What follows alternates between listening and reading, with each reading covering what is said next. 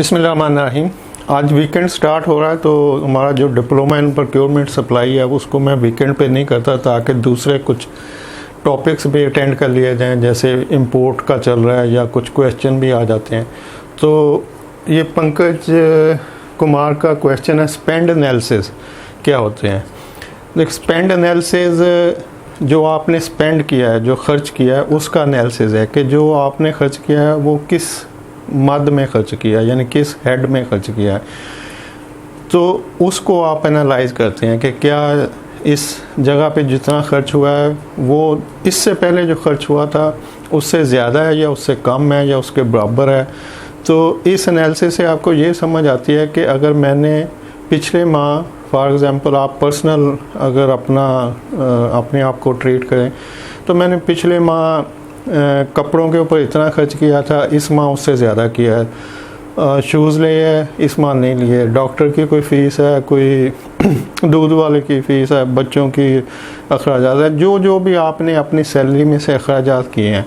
जब आप उसको पिछले माह जितने किए थे जिस हेड में किए थे और इस माह जिस हेड में जितने किए हैं उसको कंपेयर करेंगे तो आपको एक एनालिसिस नज़र आएगा कि पिछले माह मेरा इतना खर्चा हुआ था और इस जगह हुआ था और इस माह इतना खर्चा हुआ तो इस जगह पे हुआ। दोनों में जो फ़र्क है उसकी बेस पे आप नेक्स्ट मंथ के लिए फिर प्लानिंग कर सकते हैं कि यार इस माह मैंने इस जगह पे ज़्यादा अमाउंट खर्च कर दी जो मुझे नहीं करनी चाहिए थे, या ये इसकी ज़रूरत नहीं थी, या ये कम हुई है, यहाँ पे कुछ मैं बेहतर कर सकता था। जैसे आप अपने पर्सनल ग्रोथ के लिए कुछ इन्वेस्ट करते हैं या कुछ खर्च करते हैं, किसी ट्रेनिंग के लिए कुछ खर्च करते हैं, तो आप समझें कि यार मैं तो कांस्टेंट चल रहा हूँ तो मुझे कुछ आगे बढ़ना चाहिए, तो मुझे कुछ अपने पे ऊपर भी इन्वेस्ट करना चाहिए।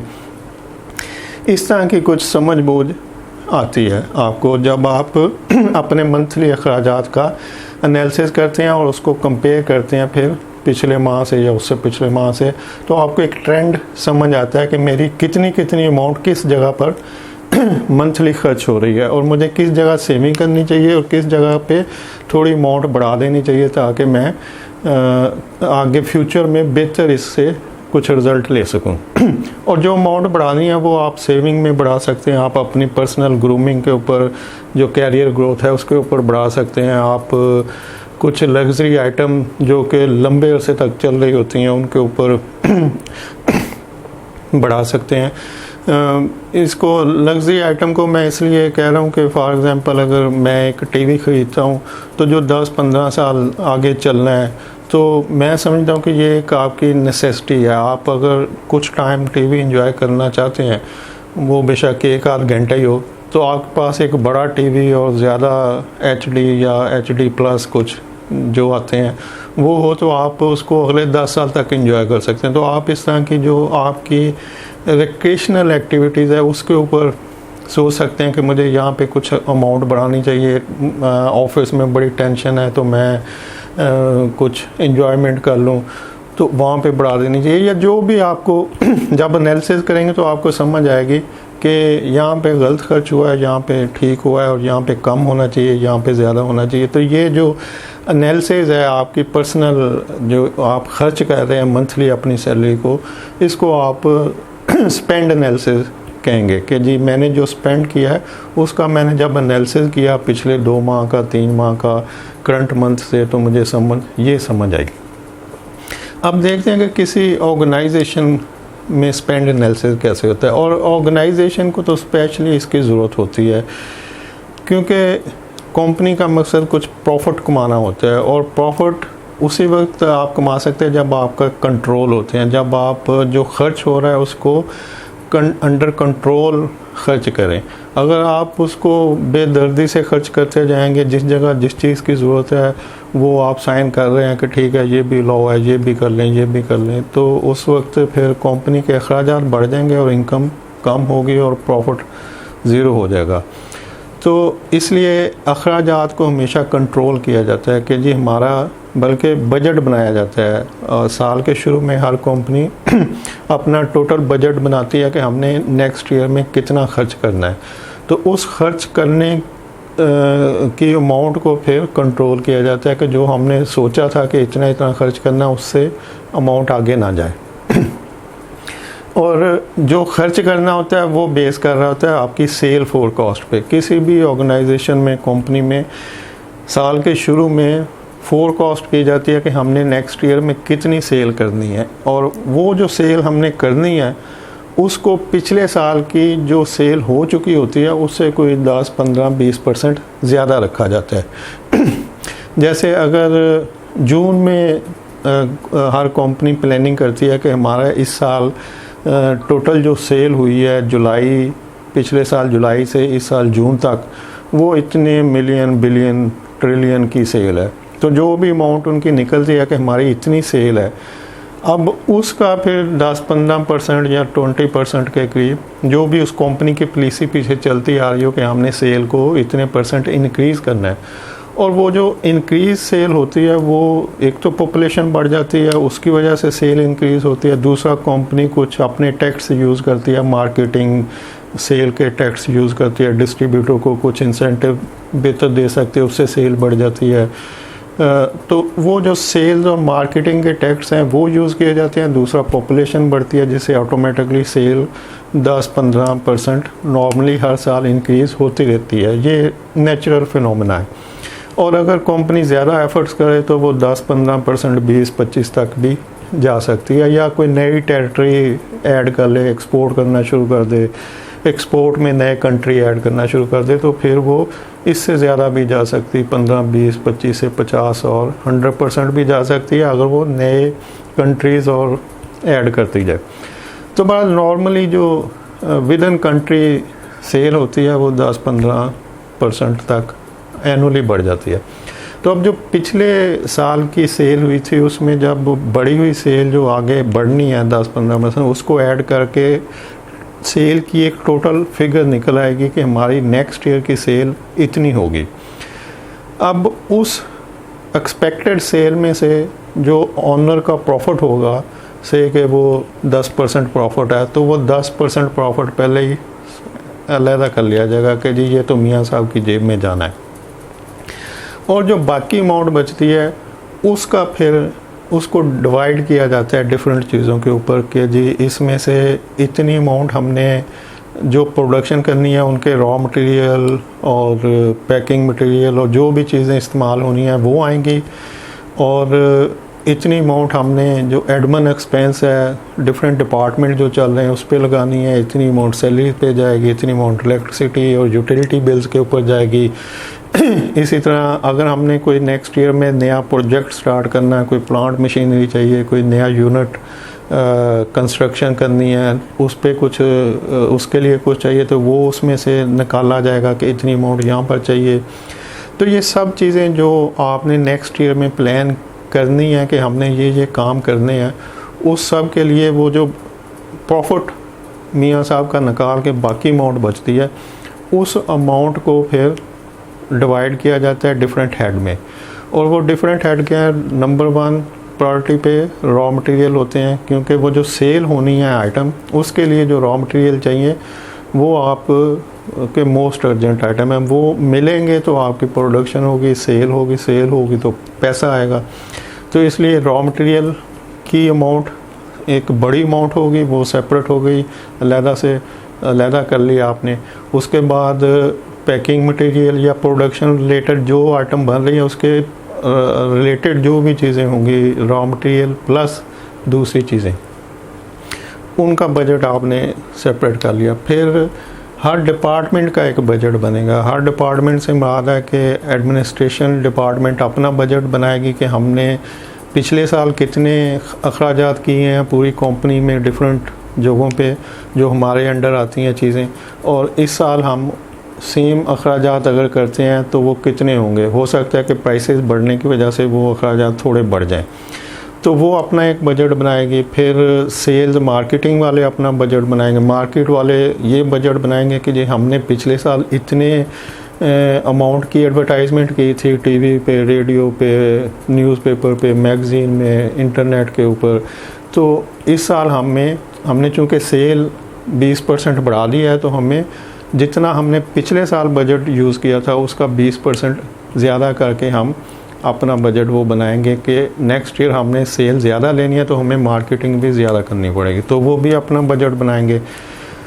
उसके बाद सेल्स वाले उन्होंने कुछ सैम्पलिंग करनी है, प्रमोशन, कुछ डिस्ट्रीब्यूटर को कुछ प्रमोशन करनी है, कोई गाड़ियाँ देनी है, मोटरसाइकिल देनी है, कुछ और एक्टिविटीज़ करनी है, वो भी अपना बजट बनाएंगे।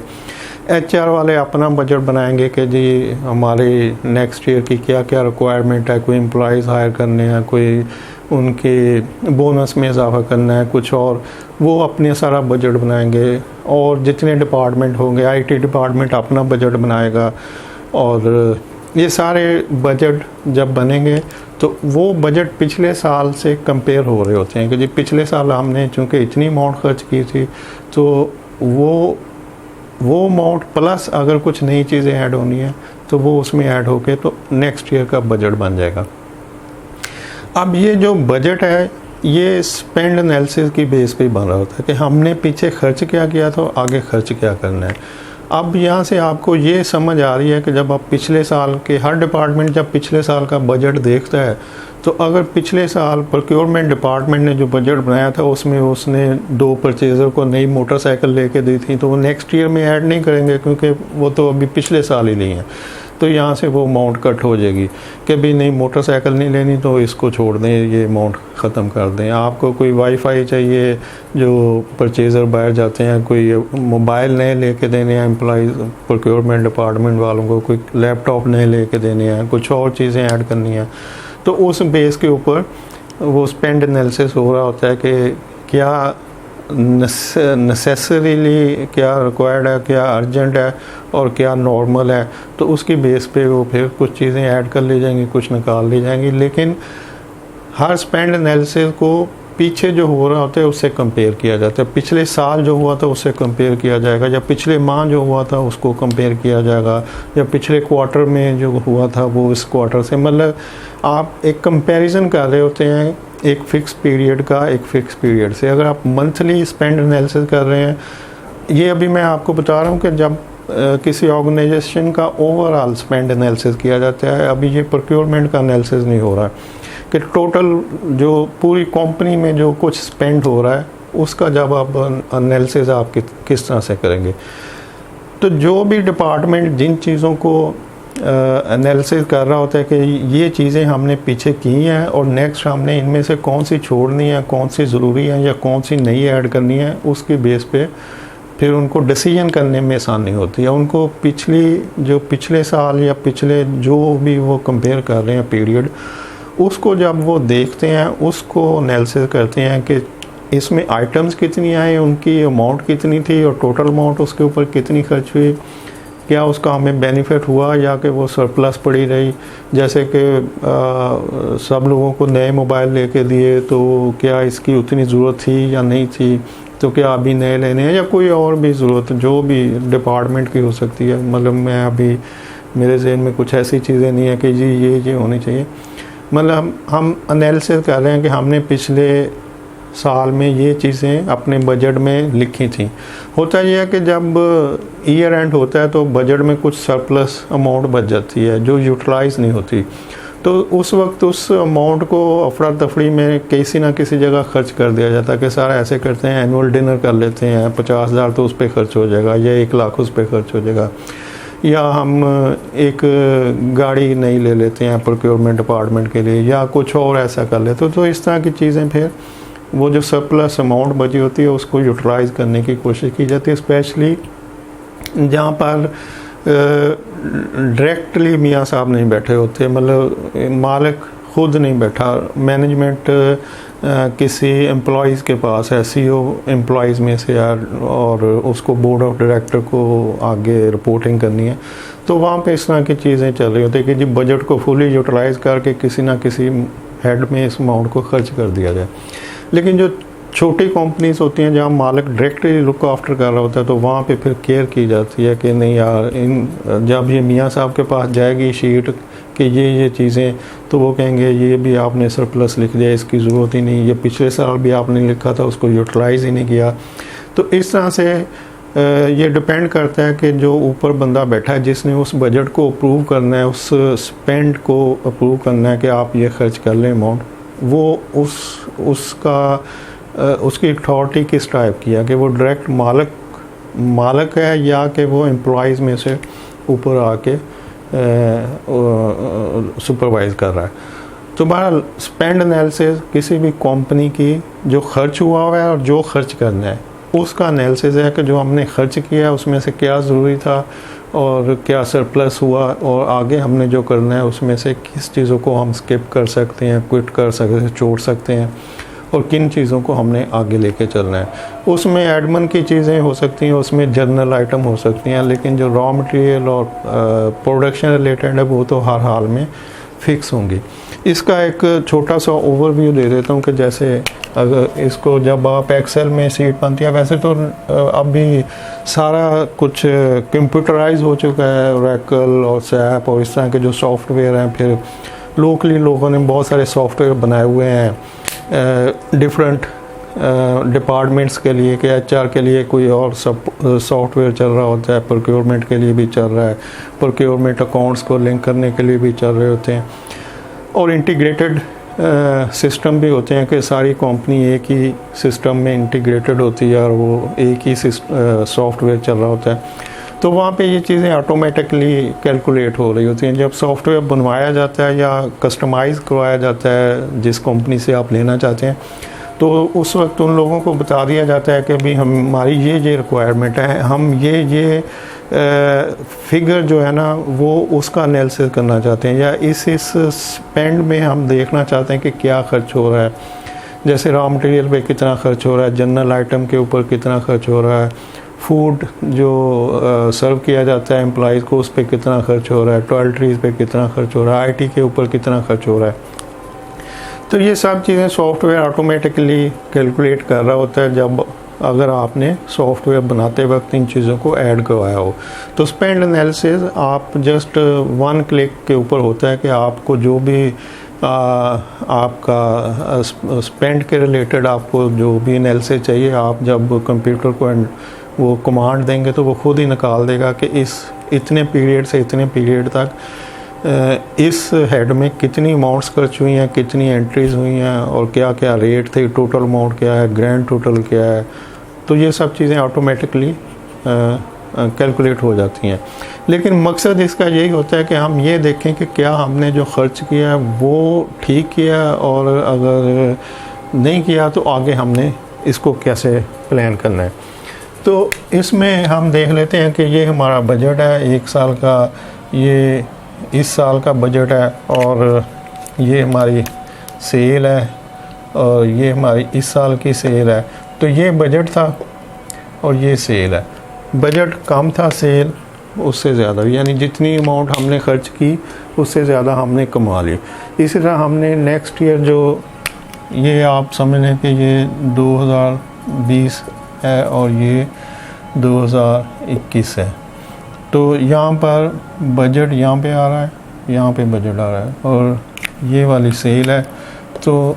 अगर सेल इतनी है और बजट इतना है तो ये एनालिसिस है कि हमारा बजट इतना था तो सेल इतनी हुई, बजट इतना है तो सेल। यहाँ पे कुछ अमाउंट ज़ाहिर है कि नीचे आएगी, कि फिगर आएगी कि ये इतने मिलियन का बजट था, ये इतने मिलियन की सेल हुई है, इतने मिलियन का बजट था तो इतने मिलियन की सेल हुई है। तो इस तरह से ये स्पेंड एनालिसिस, और इसके पीछे एक्सेल की वो सारी वर्किंग चल रही होती है कि किस मंथ में कितना बजट यूटिलाइज हुआ और सेल कितनी हुई है और जिससे अमाउंट इतनी आई। तो इस तरह से आप एक स्पेंड एनालिसिस कर सकते हैं अपनी ऑर्गेनाइजेशन का, अपने डिपार्टमेंट का, इवन आप अपनी सैलरी का भी स्पेंड एनालिसिस कर सकते हैं कि बजट जो बनाया था मैंने कि इस जगह पे इतनी अमाउंट खर्च करूँगा, लेकिन एक्चुअली जो खर्च हुई हैं वो किस जगह पे हुई हैं। तो जो बजट बनाया था एक साइड पे उसको रखेंगे, और एक्चुअल जो आपने खर्च किया उस माह में, पिछले माह में,